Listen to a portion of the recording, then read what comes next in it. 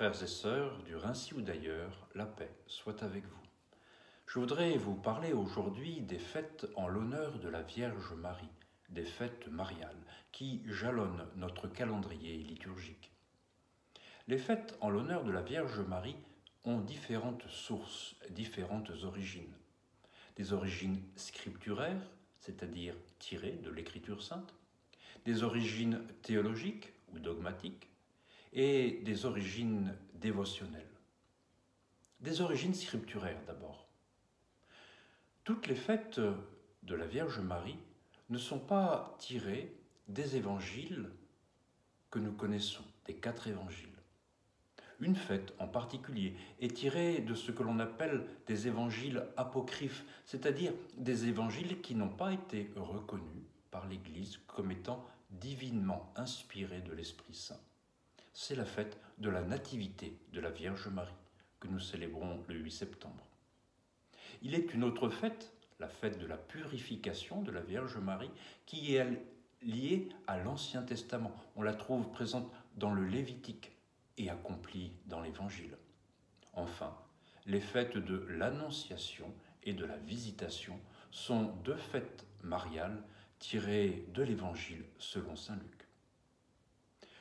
Nous avons aussi des fêtes mariales, faites en l'honneur de la Vierge Marie, théologiques, aux origines théologiques ou dogmatiques. Je pense à la fête de Sainte Marie, Mère de Dieu, que nous célébrons le 1er janvier et qui est l'expression du concile d'Éphèse de 431. Je pense au dogme de l'Immaculée Conception, qui n'a été proclamé qu'au XIXe siècle par le bienheureux pape Pie IX. Je pense au dogme de l'Assomption, qui lui aussi a été proclamé assez tardivement par le vénérable pape Pie XII dans les années 50. Il y a enfin des fêtes mariales dévotionnelles, liées à la dévotion populaire. Ça peut être une fête liée à un lieu d'apparition de la Vierge Marie. Je pense à Notre-Dame de Lourdes, Notre-Dame de Fatima, Notre-Dame de Guadalupe. Il y a des fêtes mariales liées à la construction d'une église. Je pense à la fête de la dédicace de l'église Sainte-Marie Majeure à Rome, qui est la première église construite sous le vocable de Marie, construite en Occident.